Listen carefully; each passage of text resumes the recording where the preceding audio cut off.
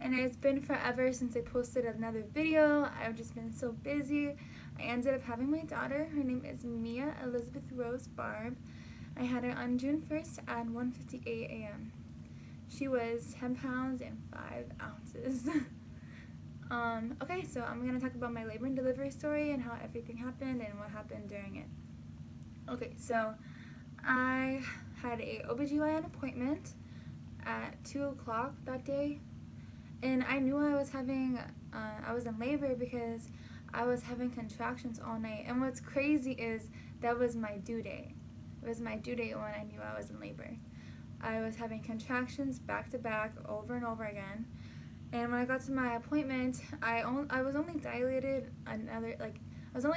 to 2 centimeters, which was more than I was before because I was stuck at a 1 for forever.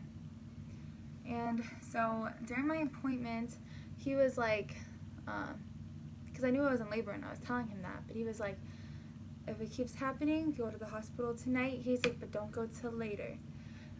And when I was back home, I kept contracting and I felt it and I kept hurting more and more. But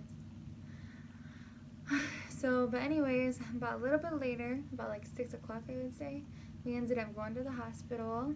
And I was telling them, look, I think I'm in labor. I keep having contractions. It's hurting. They're coming more frequently, back to back.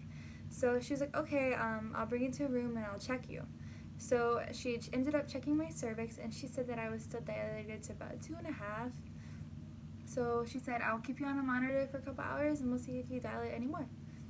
So she put me on a monitor, and then after that, I was having really, really, really, really bad contractions. Like, I just kept feeling them. They kept becoming stronger and stronger to where I was crying. I started crying because it was hurting so bad.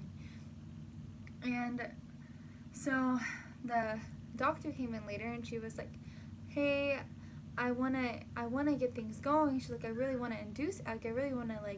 get you checked in, and I wanna get this labor going, but she's like, I need you to contract more. I need you to start dilating more.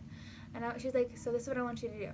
I want you to start walking around the hospital, and I want you to try and make yourself dilate faster. So that's what I ended up doing. I ended up walking around the hospital a lot, and it was hurting so bad because I kept contracting over and over and over again. So about a couple hours later, they ended up checking my cervix again, and I was dilated to about 4 centimeters. And the doctor was like, looks like you did it. We're gonna check you in. So they ended up switching me to labor and delivery. My phone died.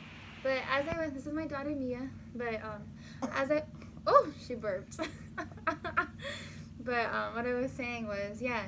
So they had to rush me into the emergency C-section. I was scared because there was like 10 doctors in the room. And then after they were done with all of it, I guess my daughter came out, and she was completely fine. And she was 10 pounds and 5 ounces. So that's how I knew that they had to do the C-section. I guess when they broke my water, she was too big and was not going to come out regularly. But yeah. And then after that, they got everything back together, and I was fine. And then I just spent about 2 days in the hospital. But yeah, that was my labor and delivery story. It was really scary though for me because I was never expecting anything like that. Like, I was scared, because my mom had 8 kids and she never once had a C-section, so I was not prepared for that, and I was scared. But I wouldn't have had it any other way because I have my beautiful baby now. Her name is Mia Elizabeth Rose, and I wouldn't have it any other way. But anyways, thank you guys so much for watching, and I'm going to be starting posting more videos. I've just been so busy lately, but I'm going to try my best to start posting more. Alright, bye guys.